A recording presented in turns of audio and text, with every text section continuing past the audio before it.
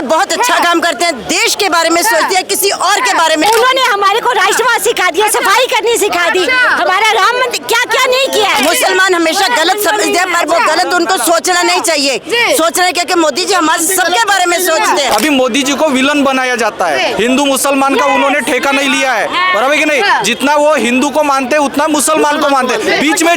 बीच में जो रिलीजियस दलाल है वो भड़काने का काम करते हैं। और मोदी 2014 में मैं 6500 रुपए कमाता था एक महीने के।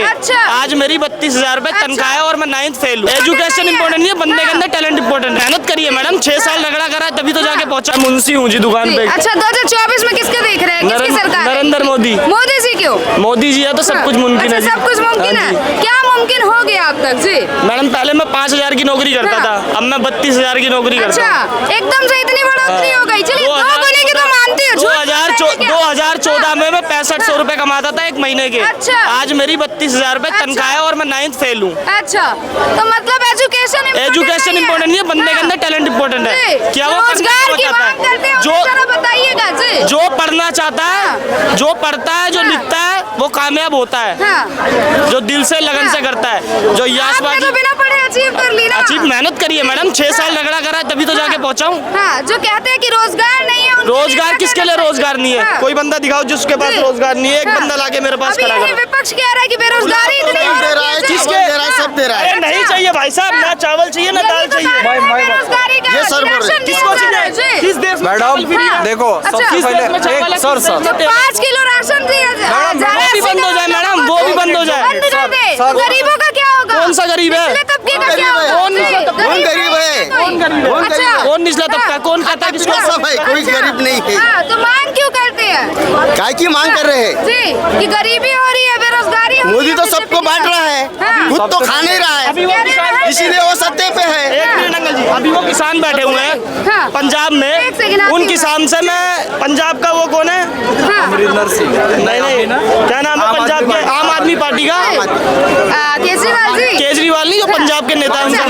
भगवंत मान जी से मैं एक बात कहना चाहता हूँ, कान खोल के सुन ले। अच्छा। कि जो वहाँ पे लागू हो रहा है, जो किसान प्रोटेस्ट कर रहे हैं, वही 20 रुपए किलो आलू उनसे खरीद ले और पंजाब में उसको 50 रुपए किलो बेच ले। यहाँ लाने की जरूरत नहीं है। अच्छा। जनता भी गरीबी से मर रही है ना। 5 रुपए किलो आलू, 10 रुपए किलो, उसके बाद वही आलू आएगा यहाँ 50 रुपए किलो। मैम किसे देख रहे हैं 2024 में, किसकी सरकार आएगी? मैं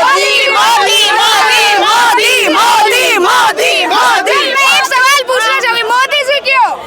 एक एक करके बताइएगा, मोदी जी क्यों? मैं बताती हूँ पहले। आप बताइए। चलिए एक तो सबसे बहुत अच्छा काम करते हैं, देश के बारे में सोचते हैं, किसी और के बारे में नहीं सोचते। देश के बारे में पागल है, वो पागल है। विदेशों में बस नाम पागल है, ये मोदी जी बस।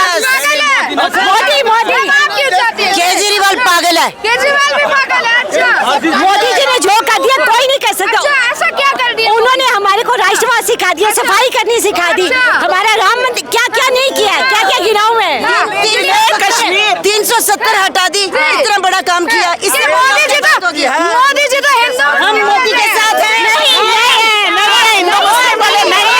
राम मंदिर बना दिया, राम मंदिर बना दिया। वाह, हिंदू मुसलमानों को अलग कराने के लिए मोदी जी बिल्कुल नहीं है। मोदी जी सबके साथ है। ये लोग गलत समझ बात करते हैं राम मंदिर की, कहते हैं मुसलमान हमेशा गलत समझते हैं, पर वो गलत उनको सोचना नहीं चाहिए। सोचना है क्योंकि मोदी जी हमारे सबके बारे में सोचते हैं, सबके बारे में सोचते हैं। मैडम धार्मिक सबसे पहले एक मिनट, अपने देश में क्या हो रहा है, सभी पार्टी कोई भी सरकार आओ, किसी के प्लस पॉइंट माइनस पॉइंट रहने ही है, ठीक है। अभी मोदी जी को विलन बनाया जाता है, हिंदू मुसलमान का उन्होंने ठेका नहीं लिया है, बराबर कि नहीं? जितना वो हिंदू को मानते हैं उतना मुसलमान को मानते हैं। बीच में जो रिलीजियस दलाल है वो भड़काने का काम करते हैं। और मोदी साथ में आपने बोला आपने क्या बोला? धार्मिक राजनीति से कुछ नहीं होने वाला, ठीक है। धार्मिक राजनीति नहीं चल रही है। मुझे बताओ 70 साल में जो रोड बने, बराबर कि नहीं? 70 साल में जो रोड बने उससे कितने गुना एक्सप्रेसवे मैडम? 70 साल में जितने रोड नहीं बने उतने 9 साल में एक्सप्रेसवे बने। गडकरी मोदी साहब के माध्यम से। मोदी जी ने जो मिलिट्री के लिए काम किया, हमारे सैनिकों के लिए जो सड़कें बनाई है, जो ओनर का मिलिट्री, ये सब मोदी जी ने किया। मोदी जी गरीबों के लिए नहीं सोच रहे, मोदी जी गरीबों का ही सोचते हैं। मोदी जी ने घर घर गरीब लोगों को गैस पहुंचाई है, टॉयलेट बनवा के दिए हैं, बहुत कुछ किया अगर उन्होंने। सिलेंडर पहुंचा रहे तो उसके दाम भी तो बढ़ा रहे हैं ना। तो क्या हो गया? राम मंदिर बनाया है तो वो बनना चाहिए था, उसकी जगह है वहाँ है। वो राम जी का धाम है, वो बनना ही चाहिए था मंदिर।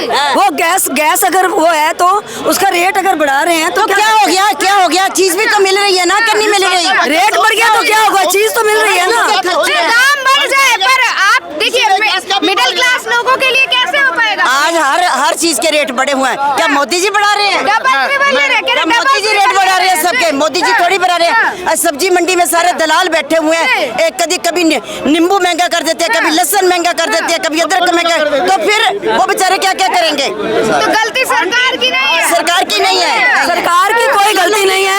ये सरकार ना पहले कभी ऐसी आई है और ना आगे कभी आएगी, यही सरकार रहनी चाहिए। अच्छा लॉन्ग लिव मोदी जी। अच्छा, तीसरी बार फिर देखेंगे एनडीए मोदी जी, मोदी जी, मोदी जी। 5 साल बाद वो नहीं मोदी जी को देखेंगे। कह रहे हैं अगर ईवीएम रहेगी तो आएगी बीजेपी सरकार। ये सब झूठ है, ये सब झूठ है।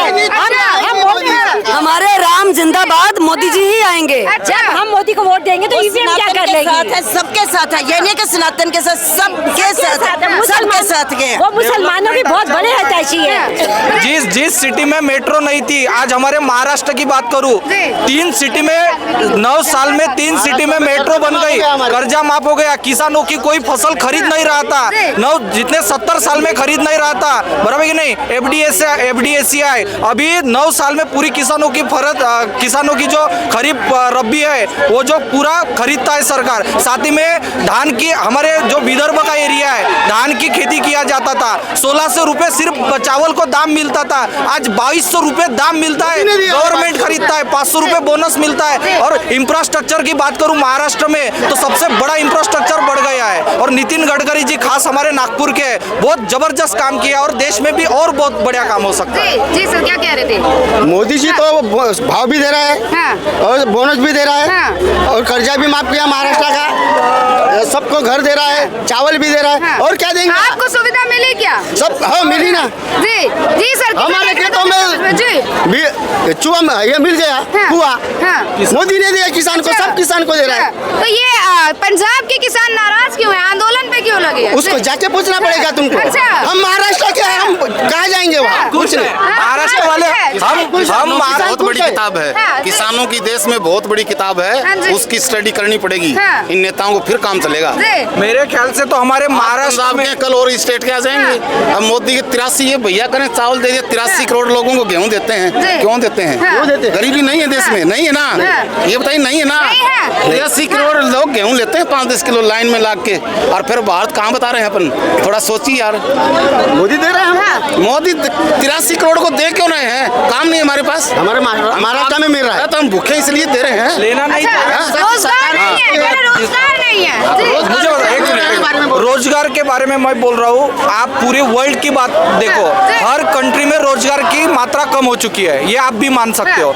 दूसरी बात, हमारे एजुकेशन सिस्टम का इतना कचरा हो चुका है, आज जिसके पास टैलेंट नहीं है वो भी डिग्री लाता है। यस या नो? साथ ही में क्या करना चाहिए, स्टार्टअप को बढ़ावा देने के लिए बहुत सारे सरकार ने कदम, जैसे आप बोलोगे इन्वेस्टमेंट नहीं है, अभी पैसा नहीं है बिजनेस स्टार्ट करने के लिए, और मेरे पास बहुत ऐसे बिजनेसेस है। मैं खुद 90% ब्लाइंड हूँ, 90% ब्लाइंड होने के बाद आज डायरेक्ट सेलिंग इंडस्ट्री में मैं काम करता हूँ, और आज खुद का आज मेरा पे आउट निकलता है 70 से 80 यानी 1000 रुपीज मेरा खुद का पे आउट निकलता है, और बहुत सारा अचीवमेंट मैं कर चुका हूँ। तो आप वो करने के लिए बहुत कुछ है, और जो युवा, मैं बताना चाहता हूँ, मैं भी युवा हूँ, मैं कर सकता हूँ तो सभी कर सकते हैं। बहुत एंटरप्रेन्योरशिप है, बहुत कुछ कर सकते हैं, टेक्नोलॉजी बहुत बढ़ चुकी है, सिर्फ जॉब पे कोई डिपेंड नहीं रहना चाहिए आज की तरह। कैसे कह सकते कि रोजगार नहीं है? रोजगार नहीं है। स्टार्टअप के लिए दे रही है बीजेपी सरकार। हमारे कंपनी में एजुकेशन नहीं लगता, अच्छा। कुछ नहीं लगता, डिग्री नहीं लगती, कुछ नहीं लगती, उसको सिर्फ काम मिलता है। अच्छा, बिल्कुल 100 करोड़ का बिजनेस है हमारे कंपनी का। सिर्फ जो करेगा वो करना पड़ेगा, माइंड को ओपन करना पड़ेगा, रास्ता चेंज करना पड़ेगा। हम पहले की जो जॉब वाली माइंडसेट में रहेंगे तो जिंदगी में हमारा देश भी आगे नहीं बढ़ेगा और हमारे युवा भी कभी आगे नहीं बढ़ सकते, क्योंकि आज पहले का कल्चर बदल चुका है, आज का कल्चर बहुत अलग है। मैं इस बात से मानता हूँ। बात अलग अलग लोगों की बात रहा अलग मानते हैं कि बेरोजगारी है बीजेपी के राज में? बीजेपी के राज में नहीं, चलो आज कांग्रेस की भी सरकार आई तो मुझे बताओ बेरोजगारी खत्म हो सकती है क्या? बताइए। भ्रष्टाचार खत्म हो सकता है क्या? भ्रष्टाचार हो सकता है? हो सकता है। भ्रष्टाचार जितना खत्म, मुझे बताओ आज 9 साल के पहले ऑनलाइन सिस्टम नहीं था, गांव की बात करता हूं मैं। आज कोई भी डायरेक्ट पैसा बैंक में नहीं आता था, पर आज गवर्नमेंट ने क्या किया, डायरेक्ट बेनिफिशियरी ट्रांसफर कर दिया, डायरेक्ट अकाउंट में पैसा आता है। कोई भी स्कीम हो गवर्नमेंट की, तो भ्रष्टाचार कैसे कम नहीं हुआ? क्यों कम यार नहीं हुआ? डीटी ऑफिस है, डीटी ऑफिस गाड़ी का रजिस्ट्रेशन कराते हैं, लाइसेंस बनाते हैं। आप कोई सी देश के दिल्ली से ले जाइए, आप बगैर पैसे की इस सीट से आगे लाइसेंस नहीं जाएगा, इस सीट से कागज गाड़ी का रजिस्ट्रेशन वहाँ नहीं जाएगा। 7 सीट है, 7 में पैसे लेके उड़ते हैं और सभी का ऐसे होता है। और भ्रष्टाचार जाके एक जगह देख लीजिए आप।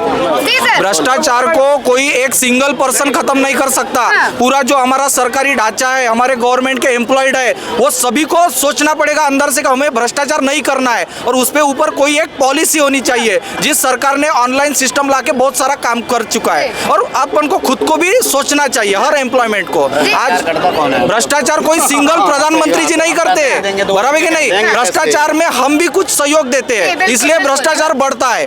और मुझे बताओ, और मोदी जी के राज में भ्रष्टाचार हो रहा है क्या? इसके पहले भी हुआ है। चलो अलग सरकार देखो, केजरीवाल जी की सर, आदमी अच्छे हैं, हम महाराष्ट्र के मानते हैं उनको भी, आदमी बहुत अच्छे हैं, टैलेंटेड है, पर हर सरकार में कोई ना कोई तो भ्रष्टाचार का सामना आता ही है। इसलिए कोई तो, हम जनता भी अवेयरनेस नहीं है। मुझे तो लगता है जनता को पार्टी देख के वोट नहीं करना चाहिए, नेता देख के वोट करना चाहिए। अच्छा, ये मानते हैं आप? नेता क्या देखेंगे, नेता तो अपने हिसाब से ऐसा